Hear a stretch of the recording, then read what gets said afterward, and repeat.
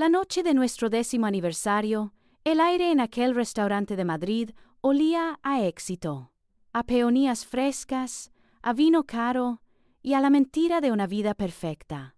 100 personas, entre amigos, familiares y socios de mi marido, nos rodeaban con sonrisas y aplausos. Javier, mi Javier, se puso en pie, con esa elegancia natural que siempre desarmaba a todo el mundo.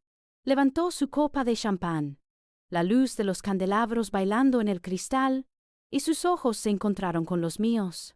10 años, comenzó, su voz profunda y cálida llenando el salón.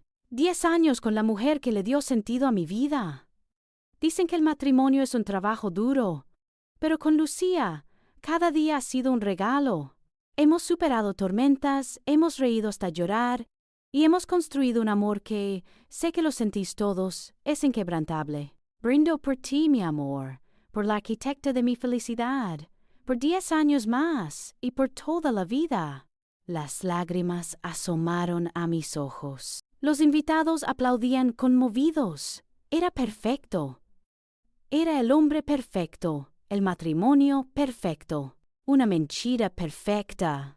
Y entonces, desde la mesa de honor, se levantó la única sombra en mi paraíso, su madre, Carmen. Con su vestido negro, tan severo como su expresión habitual, se puso en pie. No levantó una copa, no sonrió. El murmullo de felicitaciones se ahogó en un silencio denso y expectante. Clavó sus ojos oscuros en mí, ignorando a su propio hijo, y con una voz gélida que pareció congelar el tiempo, dijo: 10 años, 10 años perdidos. Deberías haberme escuchado cuando tuviste la oportunidad, Lucía. El aire se escapó de mis pulmones. El tenedor de alguien cayó sobre un plato. El sonido metálico resonó como un disparo. Vi la cara de Javier transformarse. La sonrisa del marido devoto se desvaneció y en su lugar apareció una máscara de furia helada, una expresión que yo, para mi desgracia, empezaba a conocer demasiado bien. En un movimiento rápido y silencioso, se acercó a su madre. La sujetó del brazo, y aunque desde lejos parecía que solo la reconvenía, yo vi cómo sus nudillos se ponían blancos por la presión. Le susurró algo al oído, y la palabra que siseó fue tan venenosa, tan llena de odio, que aunque no la oí, sentí su quemazón a través del salón.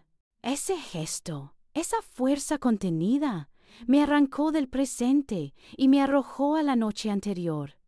Estábamos en nuestra cocina, la luz blanca y fría sobre los azulejos. Yo le había preguntado por una inversión fallida, con calma, con preocupación. Y él, el hombre perfecto, había cogido su vaso de vino y lo había arrojado contra la pared, a centímetros de mi cara. El vino tinto salpicó los azulejos como sangre. No fue el estallido lo que me asustó, fue su silencio después. El silencio de un hombre que sabe que ha cruzado una línea y no siente el más mínimo remordimiento. Esa noche, en el restaurante, mi suegra pasó de ser mi peor pesadilla a mi única aliada. Pero antes de contarte cómo llegamos a ese punto y cómo el hombre que amaba resultó ser un monstruo escondido a plena vista, déjame un comentario y dime desde qué ciudad de España me estás escuchando. Para entender aquella noche, hay que volver al principio, a la primavera de hace 10 años, cuando yo era solo un estudiante de Historia del Arte en la Complutense de Madrid y él, un joven y brillante arquitecto, que daba una charla en mi facultad. Javier no entró en mi vida, la arrasó. Era magnético, divertido, inteligente. Me escuchaba como si mis opiniones sobre el Renacimiento fueran el secreto del universo. Nuestras primeras citas fueron un torbellino de paseos por el Retiro, noches de vino y debates interminables en bares de Malasaña y cenas improvisadas en su pequeño apartamento con vistas a los tejados de la ciudad. Era un romance de película, de esos que te hacen creer que el destino existe y que por alguna razón te ha elegido a ti. A los 6 meses, completamente enamorada y convencida de que había encontrado al hombre de mi vida, llegó el día que tanto temía y anhelaba a partes iguales: conocer a su madre. Fuimos a comer un domingo a su casa en la sierra, una de esas viviendas robustas de piedra con un jardín impecable y un silencio que pesaba. Carmen nos abrió la puerta.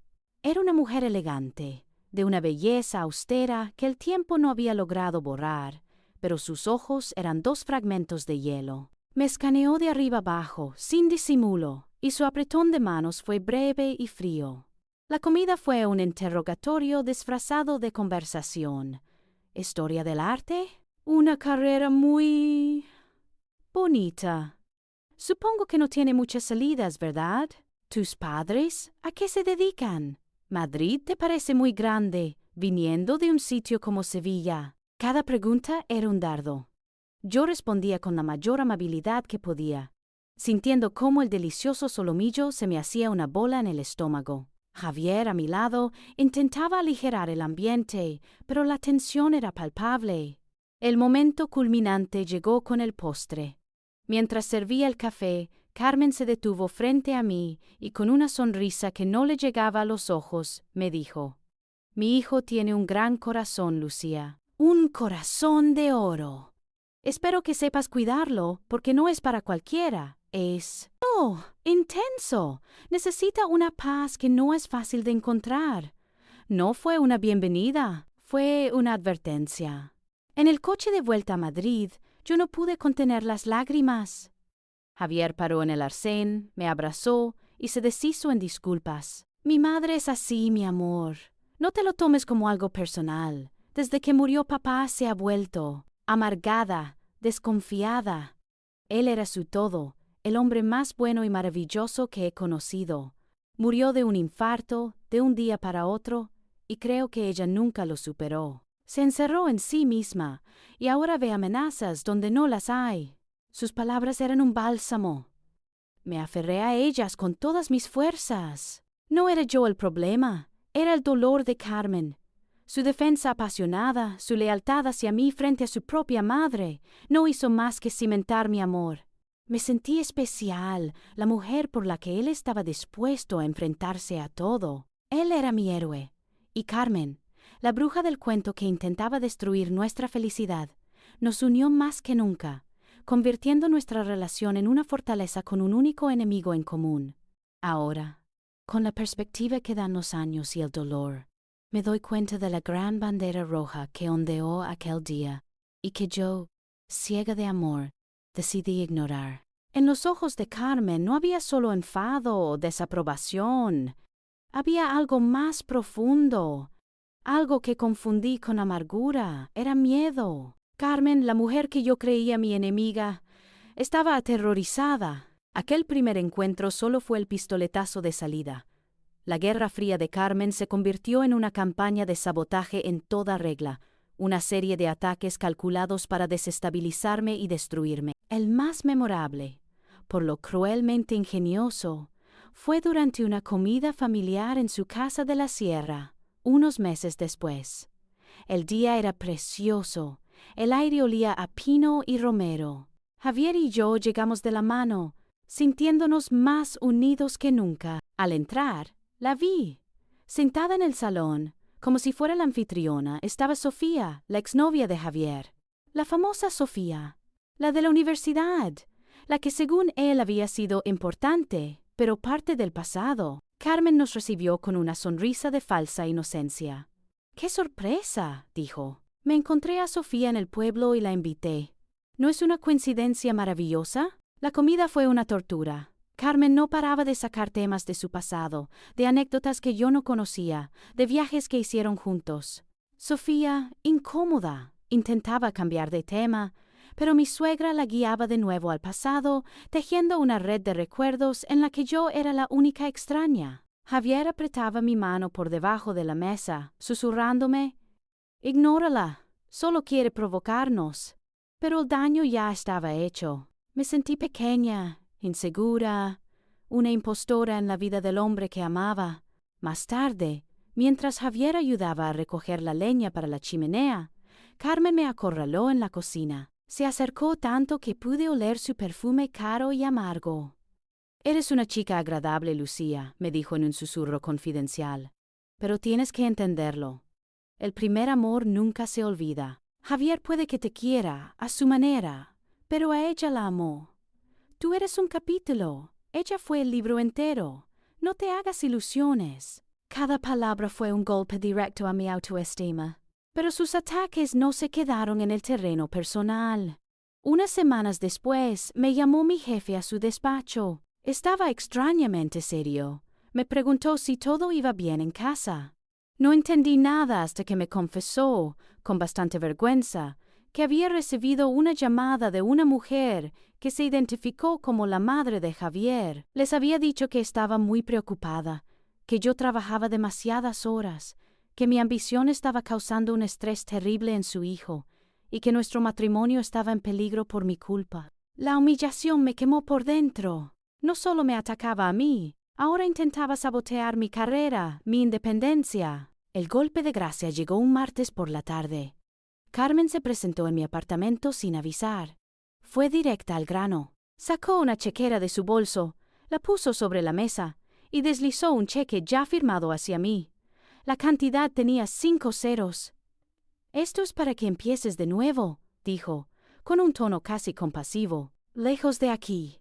Eres joven, puedes ser feliz en otro sitio. Sevilla, por ejemplo. Vuelve con tu gente. Esto es demasiado para ti.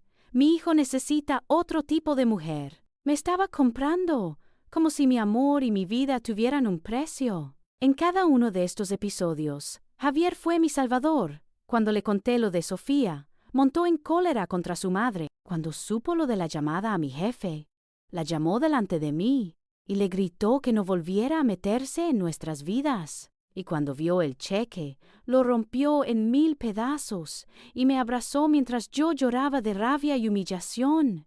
«Somos tú y yo contra ella, mi amor. No necesitas a nadie más», me decía. Y yo le creía. Sus palabras eran mi refugio. Tan concentrada estaba en la batalla contra Carmen que no me di cuenta de cómo él, sutilmente, usaba esa misma guerra para construir un muro a mi alrededor. Cada vez que planeaba un viaje para ver a mi familia en Sevilla, surgía una crisis con su madre que requería que nos quedáramos en Madrid.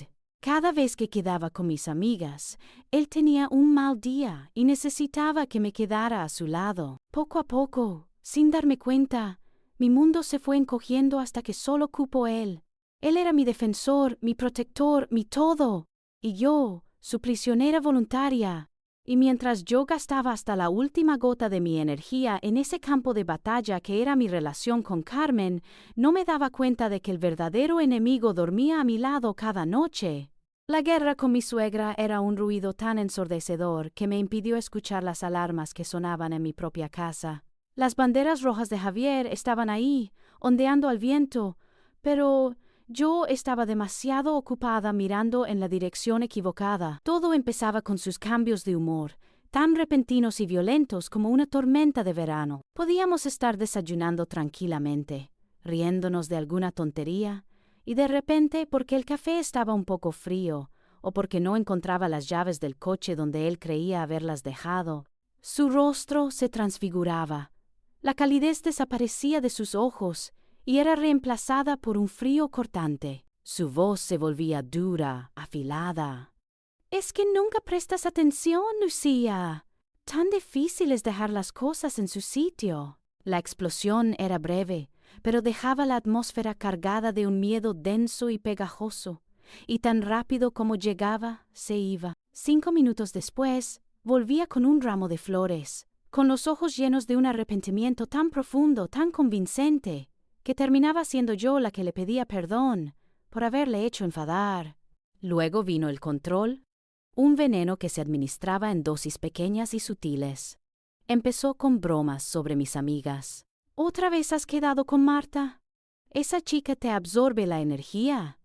O comentarios sobre mi ropa. «¿De verdad te vas a poner eso?» Llama mucho la atención.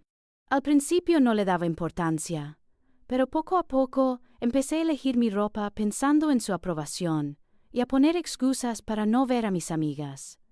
El siguiente paso fue mi móvil. Me lo pedía con cualquier excusa. «Déjame ver esa foto que te mandó tu hermana». Y de repente notaba cómo sus dedos se deslizaban por la pantalla, abriendo una conversación de WhatsApp. «¿Así que tu amigo Carlos te sigue escribiendo? ¡Qué pesado, ¿no?», decía, como si nada. Me hacía sentir culpable por tener una vida propia.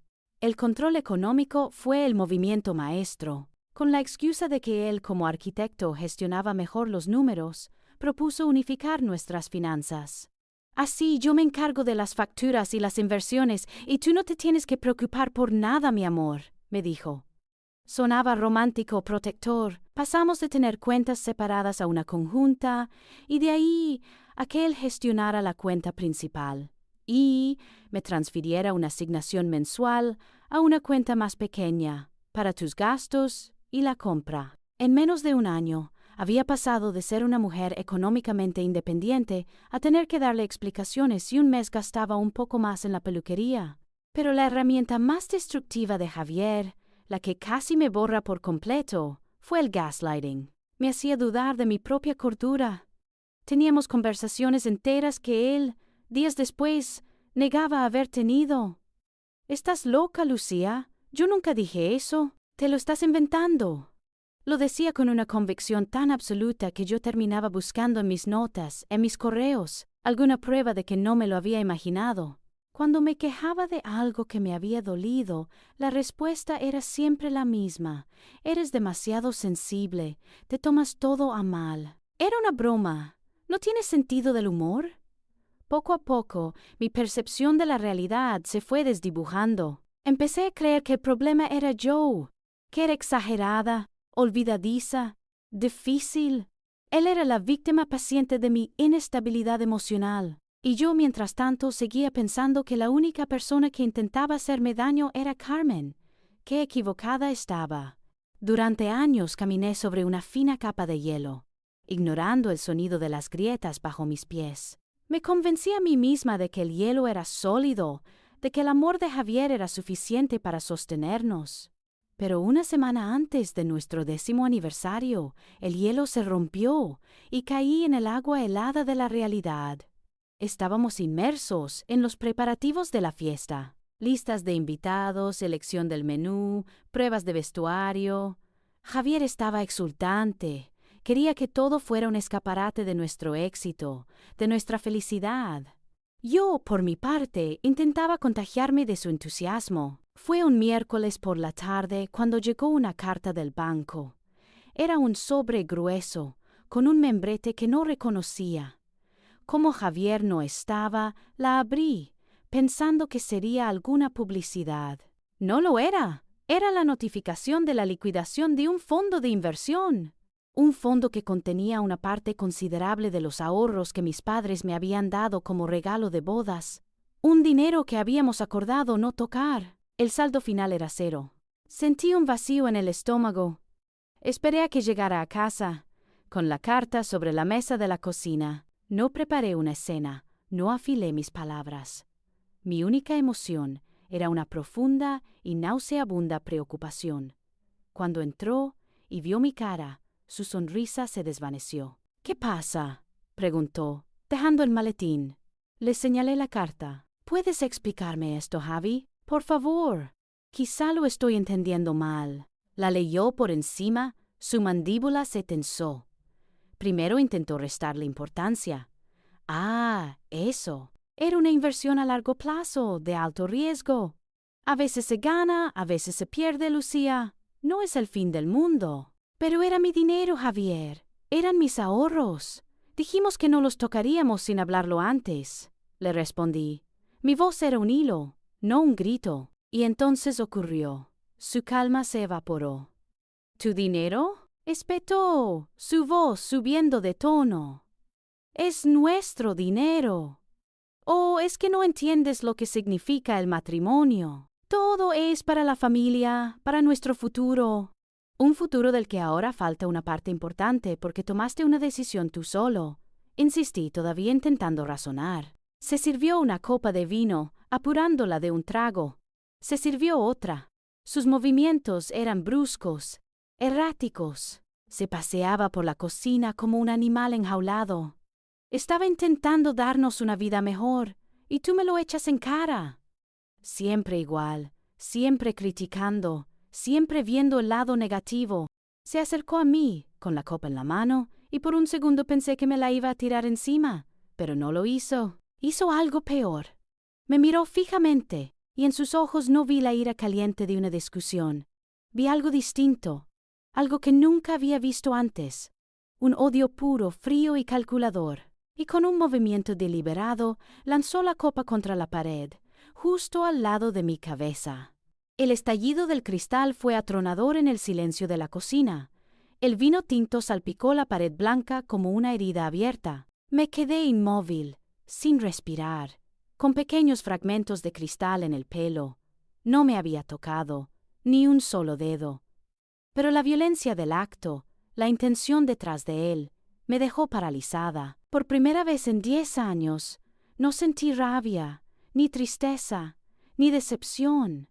Sentí miedo, un miedo visceral y profundo hacia el hombre que tenía delante. A la mañana siguiente me desperté antes que él.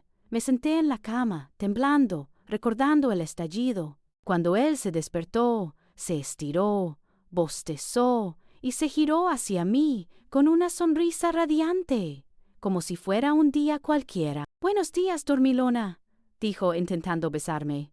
Me aparté. «Tenemos que hablar de lo de anoche, Javier». Él frunció el ceño, una nube de falsa confusión en su rostro. «¿Anoche? Ah, lo del vaso. Venga, Lucía, no exageres. Tuve un mal día. Estaba estresado. A veces las cosas se rompen. ¿Vamos a empezar el día así por una tontería?» Y con esa frase borró su violencia y la convirtió en mi exageración. El problema no era su rabia, era mi sensibilidad. En ese momento supe que estaba completamente sola.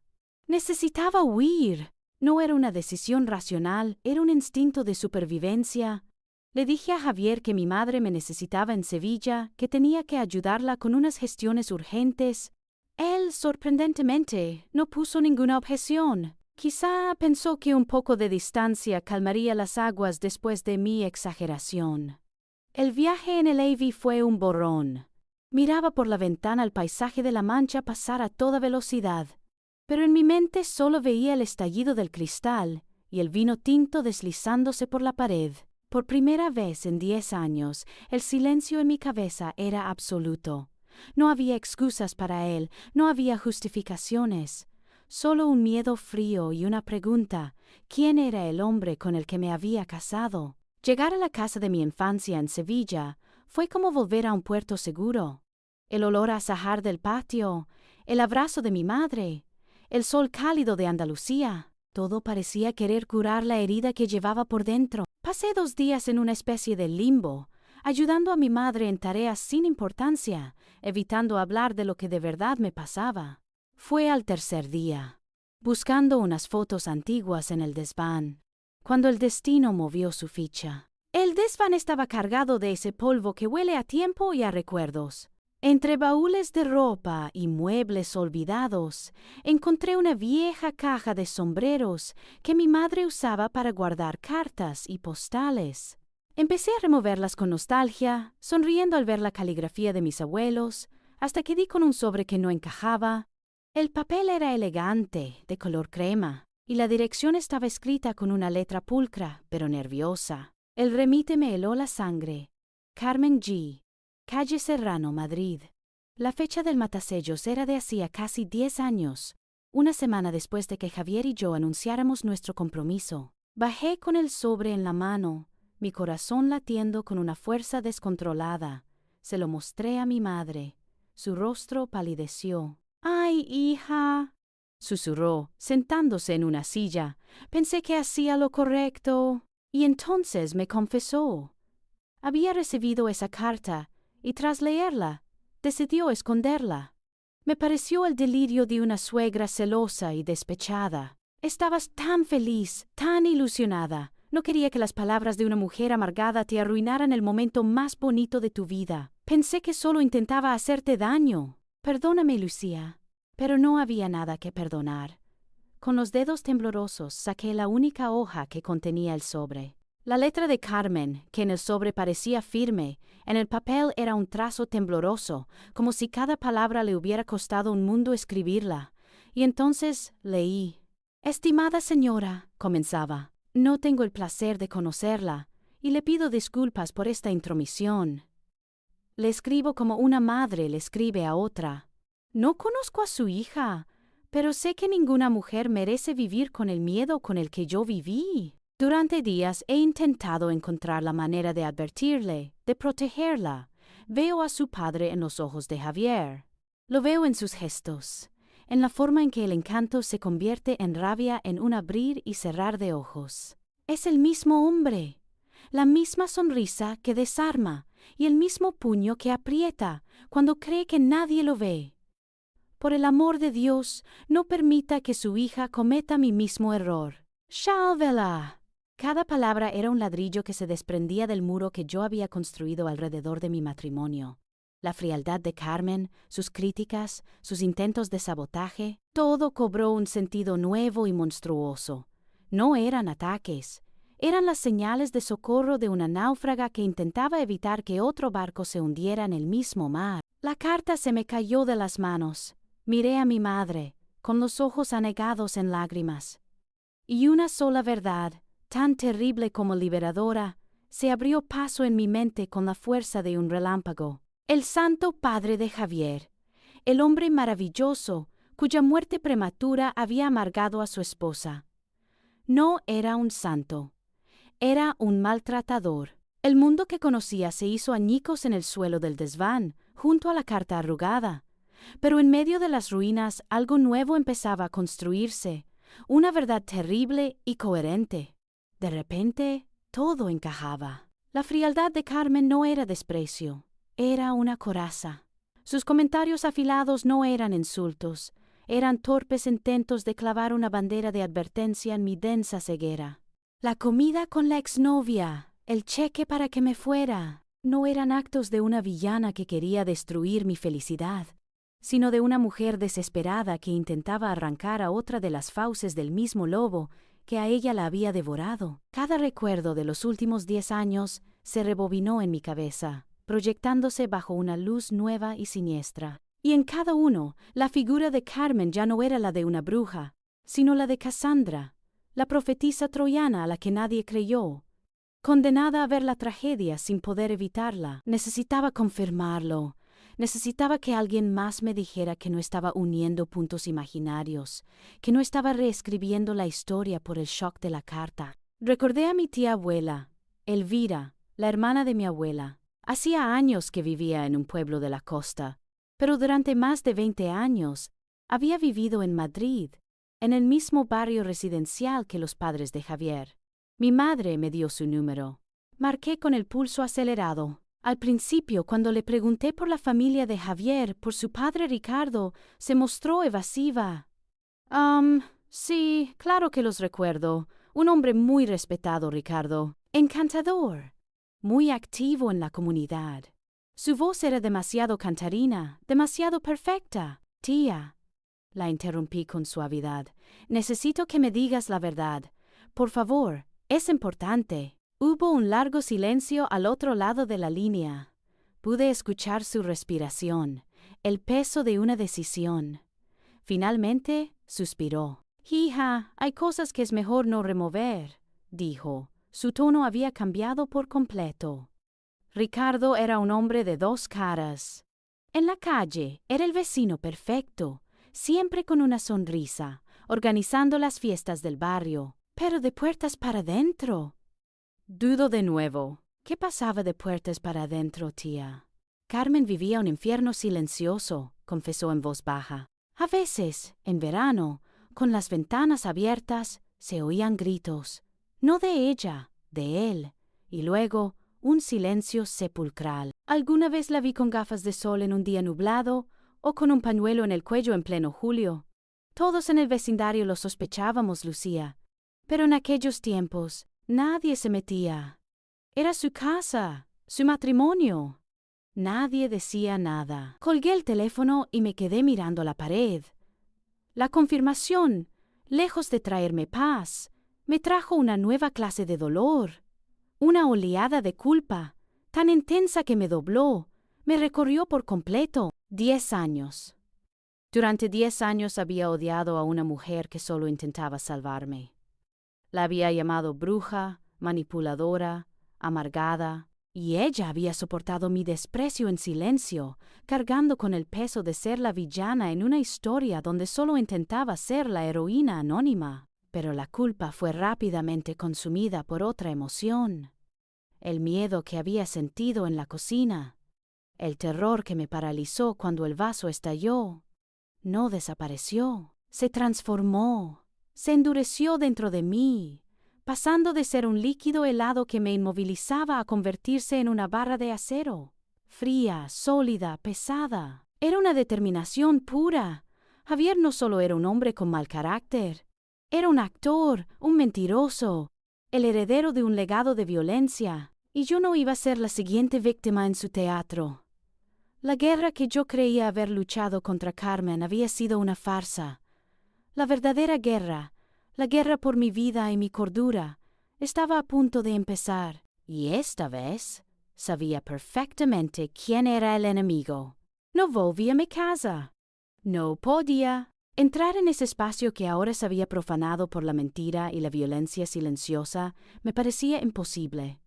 Desde la estación de Atocha, cogí un taxi directamente a la sierra, a la casa de Carmen, a la guarida de la que, hasta hacía 24 horas, era mi peor enemiga. Cada kilómetro que el coche devoraba me acercaba más a una conversación que llevaba 10 años de retraso. No sabía qué iba a decir, solo sabía que tenía que estar allí. Cuando Carmen me abrió la puerta, su rostro fue una máscara de sorpresa y hostilidad. Se cruzó de brazos, bloqueando la entrada. ¿Qué quieres, Lucía? Si Javier te ha mandado a que me pidas disculpas por lo del otro día, puedes dar media vuelta. No respondí. Saqué la carta de mi bolso, la hoja de papel ya arrugada por el viaje y por la fuerza con la que la había agarrado, y se la tendí. Ella miró el sobre, luego a mí, con desconfianza. Lo cogió con recelo. Al reconocer su propia caligrafía, sus facciones se tensaron. Sacó la carta y sus ojos recorrieron las primeras líneas. Y entonces la máscara se rompió. La mujer de hielo, la fortaleza inexpugnable, se desmoronó delante de mí. Sus hombros se hundieron, una mano se le fue a la boca para ahogar un sollozo, y las lágrimas que yo jamás pensé que existían en ella, empezaron a rodar por sus mejillas. Se apartó de la puerta, dándome paso, y se derrumbó en el primer sillón del recibidor. Por primera vez no vi a una suegra terrible, vi a una mujer rota, a una víctima. Me senté a su lado, en silencio, y esperé. Y cuando por fin pudo hablar, las palabras salieron como un torrente, liberando décadas de dolor y silencio. Él era igual, susurró, su voz quebrada. Ricardo, delante de la gente era un dios, educado, generoso, el hombre perfecto. Pero en casa era un demonio. Me culpaba de todo. Si la comida estaba salada, si llovía, si perdía su equipo de fútbol. Cualquier excusa era buena para. No pudo terminar la frase, pero no hizo falta. El miedo en sus ojos lo dijo todo. Vi los mismos rasgos en Javier desde que era un crío, continuó, secándose las lágrimas con rabia. Esa forma de cambiar de humor, de ser encantador un minuto y cruel al siguiente, esa necesidad de controlarlo todo. Cuando te trajo a casa por primera vez, te vi a ti y me vi a mí misma, 20 años más joven, llena de ilusiones, a punto de entrar en la misma jaula. Y me entró el pánico, Lucía, un pánico atroz. ¿Por qué no me lo dijiste, Carmen? ¿Por qué no me lo explicaste? Le pregunté, mi voz apenas un susurro. Ella soltó una risa amarga, sin alegría. ¿Decírtelo? ¿Qué te iba a decir? Hola, encantada de conocerte. Por cierto, mi hijo es igual que su padre maltratador. Huye mientras puedas. ¿Me habrías creído? ¿O habrías pensado que era una suegra loca y celosa? Javier te habría convencido de que mentía, de que estaba amargada. Y yo no podía. Su voz se rompió. No podía volver a vivirlo, a ponerle palabras. La vergüenza, el miedo, es algo que te come por dentro. No podía hablar. Y entonces me confesó su plan, su terrible y retorcido plan. Pensé que si no podía hacer que te fueras por las buenas, lo haría por las malas. Decidí convertirme en la peor suegra del mundo. Decidí hacerte la vida tan imposible, odiarme tanto, que al final te cansarías y le dejarías. Pensé que si lograba que tu amor por él fuera más pequeño que tu odio hacia mí, estarías a salvo. La miré, asimilando la magnitud de su sacrificio y de su error. Había elegido ser la villana para salvarme. Había aceptado mi odio con la esperanza de que me sirviera de escudo. En esa sala, rodeadas por los fantasmas de un pasado violento y un presente amenazador, las lágrimas se secaron. El odio que yo sentí se transformó en una empatía profunda. La culpa que ella cargaba se alivió al ser compartida. Ya no éramos suegra y nuera. Éramos dos mujeres que habían visto el rostro del mismo monstruo, en dos generaciones distintas. Y en esa revelación nació un nuevo propósito. «¿Vamos a pararle los pies, Carmen?», le dije, y mi voz ya no temblaba. Era firme, de acero. Ella levantó la vista, y en sus ojos vi una chispa de la mujer fuerte que debió ser antes de que se la arrebataran. Asintió lentamente. «Juntas», afirmó. En esa sala, entre lágrimas y confesiones, forjamos una alianza. Nuestro objetivo no era la venganza, era la justicia. La mujer que había pasado décadas perfeccionando el arte de la supervivencia silenciosa se convirtió en mi mejor aliada, en una espía formidable. Carmen, liberada del peso del secreto, recuperó una agudeza que el miedo había mantenido dormida. Conocía a su hijo mejor que nadie, conocía sus debilidades, sus rutinas y, lo más importante, su arrogancia. Sabía que su exceso de confianza sería su perdición. Empezó a visitarnos más a menudo, con la excusa de hacer las paces por el bien de la familia. Javier, creyendo que su madre por fin se había rendido a mi encanto, estaba encantado. No veía que cada visita era una misión de reconocimiento. Mientras él le enseñaba los planos de su último proyecto, Carmen observaba discretamente los papeles sobre su escritorio. Mientras yo les servía el café, ella me hacía un gesto sutil, una mirada hacia un cajón mal cerrado, un carraspeo cuando Javier mencionaba el nombre de un socio del que yo nunca había oído hablar. Por las noches me llegaban sus mensajes. Eran escuetos, casi crípticos. «Revisa la guantera de su coche. Busca una carpeta azul. Pregúntale por el viaje a Bilbao del mes pasado. No fue por trabajo.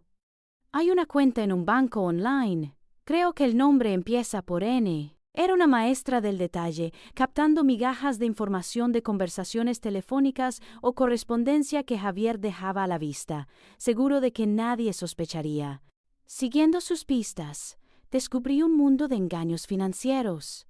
Una cuenta bancaria secreta con una suma considerable, producto de bonificaciones que me había dicho que nunca existieron. La escritura de un pequeño apartamento en la costa, puesto únicamente a su nombre, comprado como una oportunidad de inversión para nuestro futuro. Un futuro del que, claramente, yo no formaba parte. Nuestra colaboración se convirtió en una operación clandestina. Juntas empezamos a tejer la red que lo atraparía. Mis noches se llenaron de un nuevo tipo de miedo, uno activo y peligroso. Esperaba que su respiración se volviera profunda y acompasada en la cama, señal de que estaba dormido, y entonces me deslizaba fuera de la habitación. Con el móvil en la mano y el corazón en la garganta, entraba en su despacho. Cada clic de la cámara de mi teléfono al fotografiar un extracto bancario, cada susurro del escáner portátil que compré en secreto, sonaba en mis oídos como una explosión. La prueba más difícil y dolorosa de obtener fue la grabación. Siguiendo el consejo de Carmen, instalé una aplicación de grabación oculta en mi móvil. Una noche, durante la cena, saqué a relucir, con la mayor inocencia que pude fingir, el tema del dinero que habíamos perdido en su inversión fallida. Estaba pensando, dije, que quizá deberíamos ser más cuidadosos con las finanzas a partir de ahora. Fue como echar una cerilla a un charco de gasolina. Su reacción fue instantánea. «Otra vez con eso, Lucía. ¿No puedes superarlo? Te pasas la vida reprochándome. Eres una desagradecida. Yo me parto el lomo trabajando para darnos una buena vida, y tú solo sabes quejarte». Dejé que hablara. Dejé que su voz se llenara de esa rabia fría, que me llamara exagerada, sensible, inestable. Cada insulto, cada manipulación, cada palabra de desprecio quedaba registrada, convirtiéndose en un clavo más en el ataúd de su mentira. Cuando tuvimos suficiente, Carmen me dio el número de una abogada, una mujer llamada Isabel, especialista en divorcios contenciosos y violencia de género. Fue amiga mía en la facultad, me dijo Carmen. Es dura pero justa, no se le escapa una. La primera reunión con Isabel fue una revelación. Le extendimos sobre la mesa las copias de los documentos, las transcripciones de las grabaciones. Ella escuchó mi historia, la de Carmen, asintiendo en silencio, su rostro impasible. Cuando terminamos, se reclinó en su silla y nos miró a las dos. Tenemos un caso sólido de abuso psicológico y fraude por ocultación de bienes, dijo con una calma que me tranquilizó al instante. Podríamos ir por la vía judicial tradicional. Sería largo y doloroso. Hizo una pausa. Oh, podemos usar su propio ego en su contra. Fue ella quien vio el potencial en la fiesta de aniversario. ¿Va a celebrar 10 años de un matrimonio que en privado desprecia, delante de 100 personas? Preguntó con una ceja arqueada. Asentimos. ¡Perfecto!, dijo, y una sonrisa casi imperceptible se dibujó en sus labios. Entonces, no le vamos a demandar todavía. Le vamos a organizar la mejor fiesta de su vida, una que nunca olvidará. El plan para la noche del 10º aniversario acababa de nacer. Los días previos al aniversario se convirtieron en la actuación de mi vida. Me transformé en la esposa emocionada, la compañera devota que celebra una década de amor. Cada mañana sonreía, cada noche fingía una ilusión que no sentía. Ayudé a Javier a revisar la lista de invitados, opinando sobre la distribución de las mesas con una calma que me sorprendía a mí misma. Fui de compras y elegí un vestido de un azul profundo, un color que según él resaltaba mis ojos. Me lo probé delante de él, di una vuelta y le pregunté, ¿te gusta? Estás preciosa, mi amor, me respondió, besándome en el hombro. La mujer más bella del mundo. Y en sus ojos solo vi el reflejo de su propio triunfo, el de un hombre que se miraba en el espejo de su vida perfecta. Él estaba completamente en su elemento, un pavo real desplegando sus plumas. Se pasaba horas al teléfono con el catering, con la florista, con el músico. Tiene que ser impecable, le oía decir. Es una celebración de un amor verdadero. Quiero que todo el mundo lo vea. Llamaba a sus amigos y socios para confirmar su asistencia, presumiendo del evento, de nuestro matrimonio. 10 años, tío, y estamos mejor que el primer día. Lucía es una santa, la paciencia que tiene conmigo. Escucharlo era como presenciar a un actor ensayando un papel que ya no tenía público, o al menos no el que él creía. Su arrogancia era un escudo tan grueso que le impedía ver nada más allá de su propia imagen. No sospechaba absolutamente nada. Mientras tanto, mi verdadera comunicación, la que importaba, se movía por debajo, en un canal secreto de mensajes codificados con Carmen. Nuestra guerra se había convertido en una operación de inteligencia. He comprado el vino que te gusta por su parte, significaba que había conseguido hablar con la abogada y todo estaba en orden. Mañana te llevo esas revistas de decoración que me pediste por la mía. Era la señal de que tenía una nueva prueba a buen recaudo.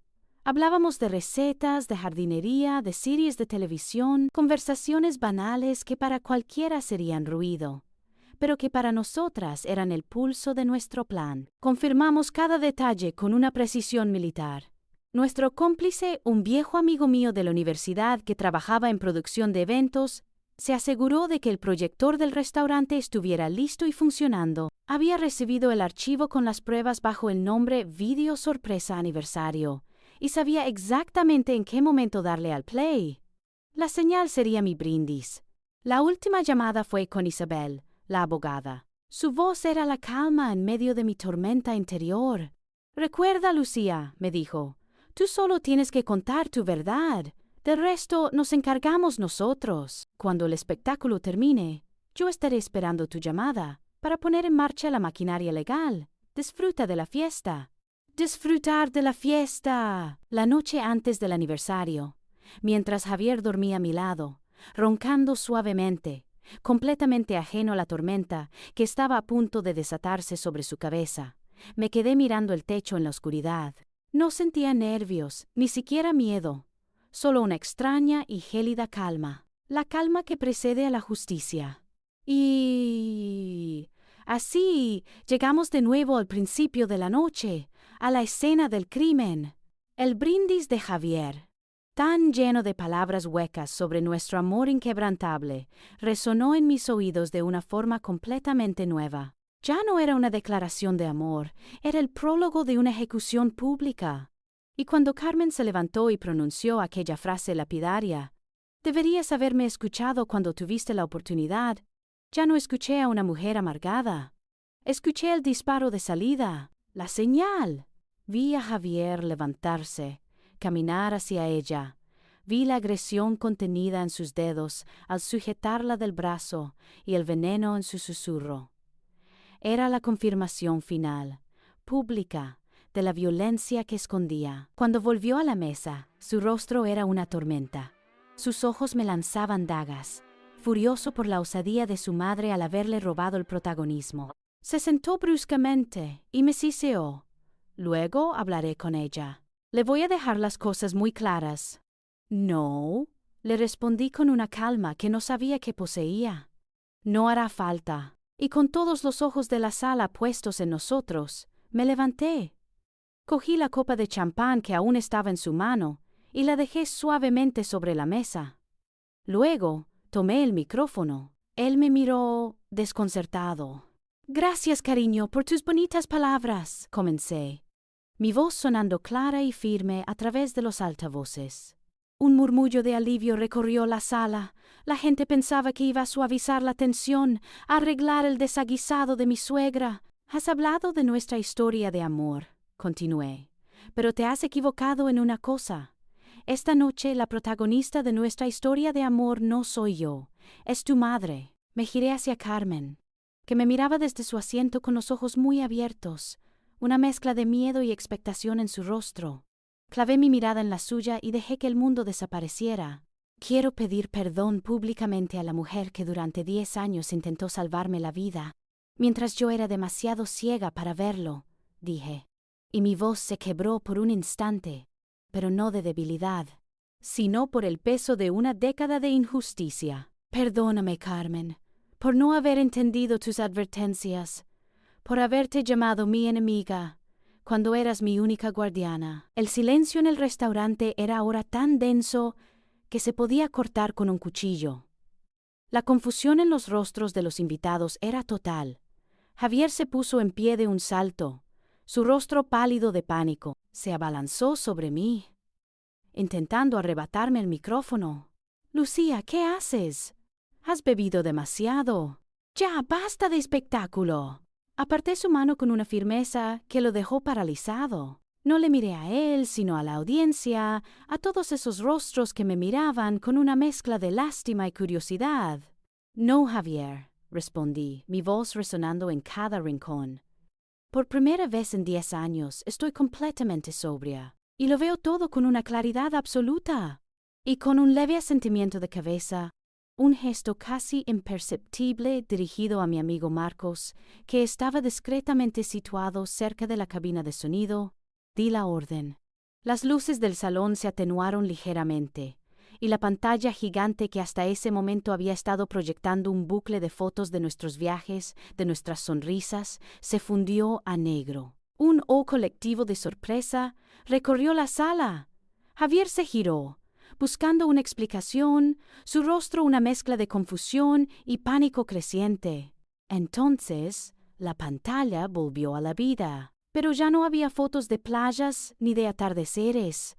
Lo primero que apareció, en un silencio absoluto, fue el extracto de una cuenta bancaria, un extracto a nombre de Javier, en una entidad online de la que yo nunca había oído hablar, con un saldo que me habría permitido comprar un coche de lujo. La fecha de apertura: 2 meses después de nuestra boda. Los murmullos empezaron, bajos como el zumbido de un enjambre.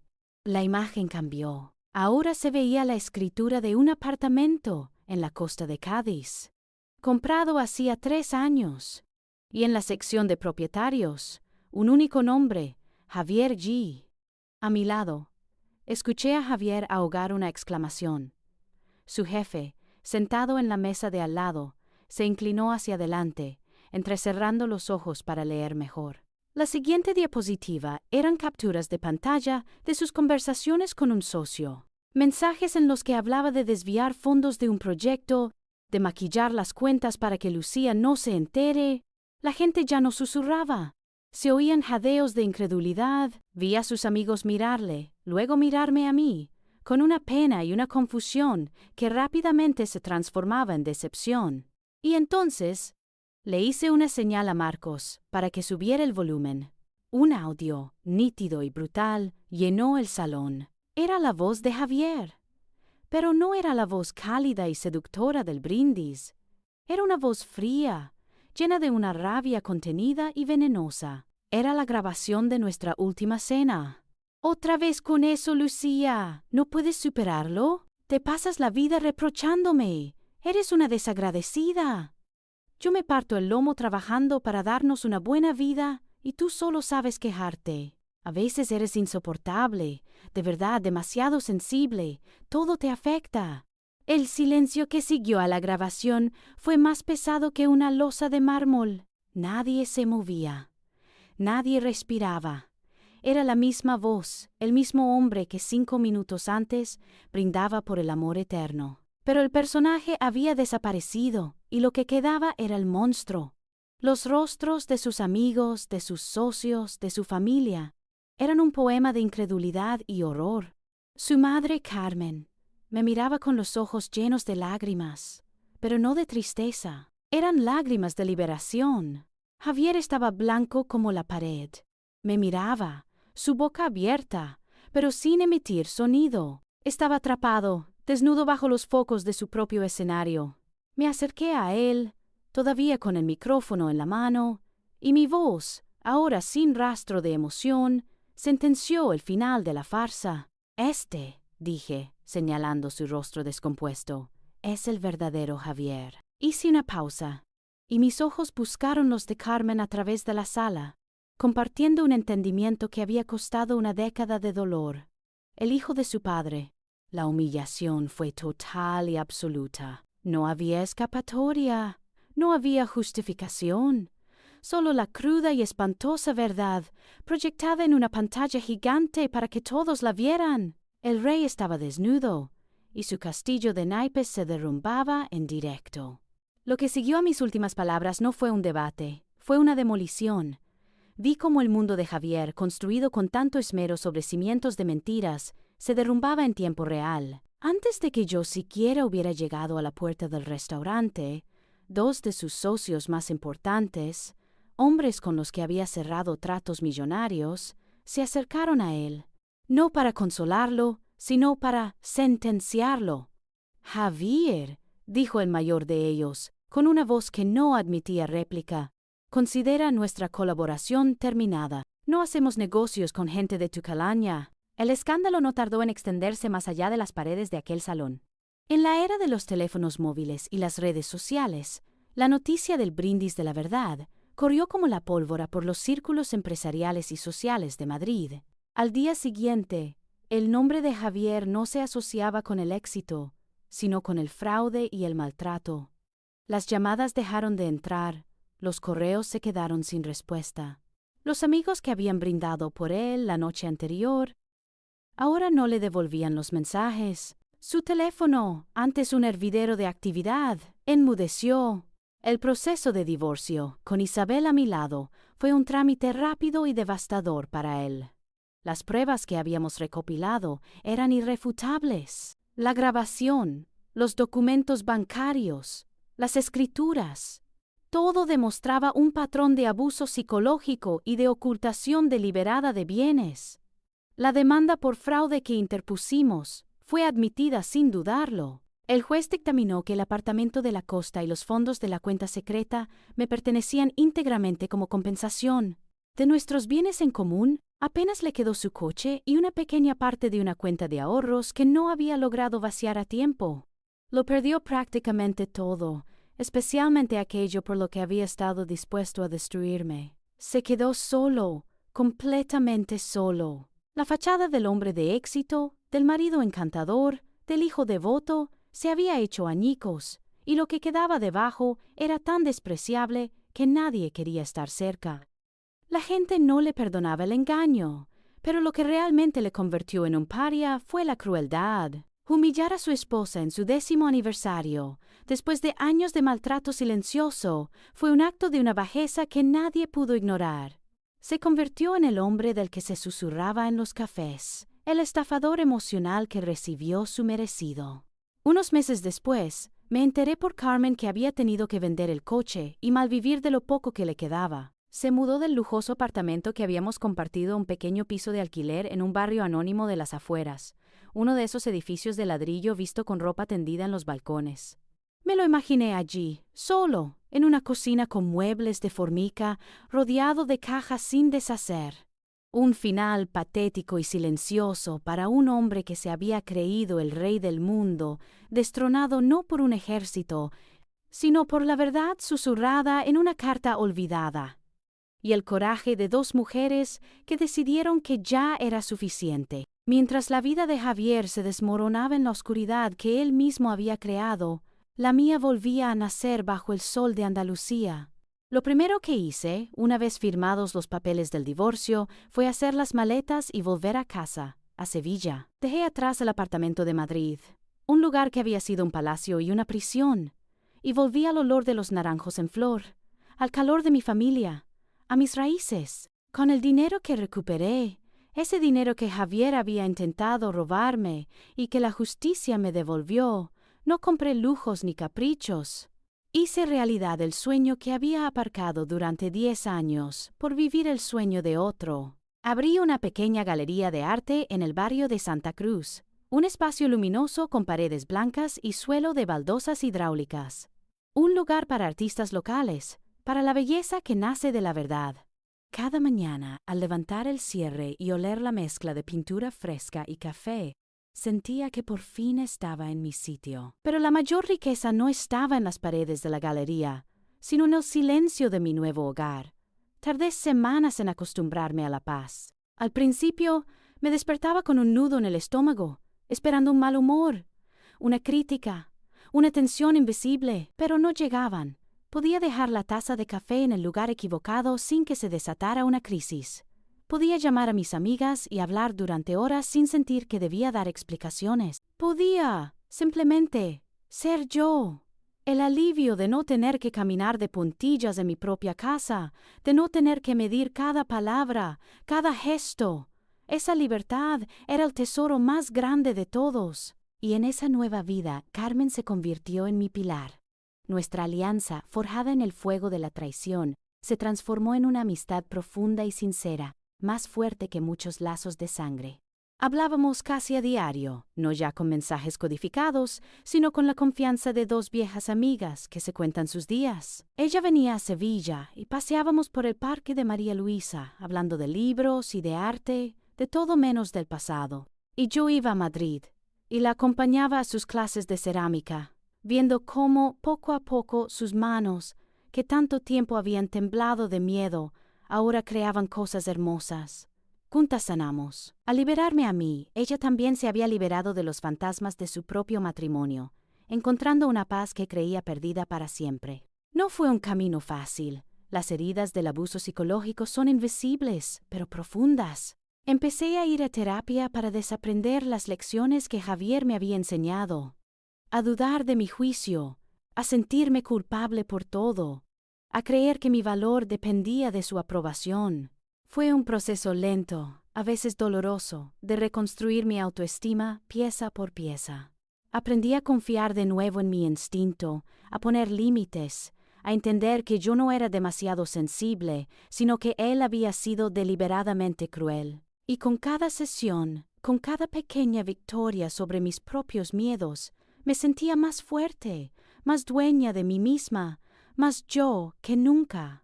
Miro atrás a la mujer que fui y a veces me cuesta reconocerme.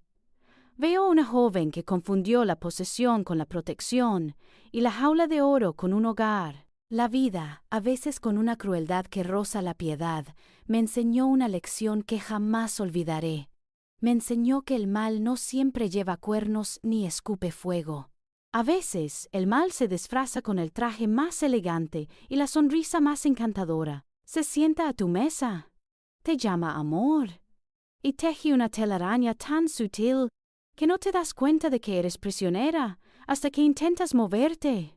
Y también aprendí otra cosa. Aprendí que, a veces, las personas que parecen nuestros peores enemigos, las que nos atacan y nos hieren, solo intentan salvarnos con las herramientas rotas que la vida les dejó. Carmen no sabía cómo ofrecerme un salvavidas, así que intentó hundir mi barco, esperando que yo nadara hasta una orilla segura. Fue un método terrible, nacido de la desesperación y el trauma, pero su intención, en el fondo, era protegerme. Sobre todo, aprendí a escuchar esa voz pequeña y silenciosa en mi interior que llamamos instinto. La callé durante 10 años, permitiendo que el ruido de un amor falso la ahogara.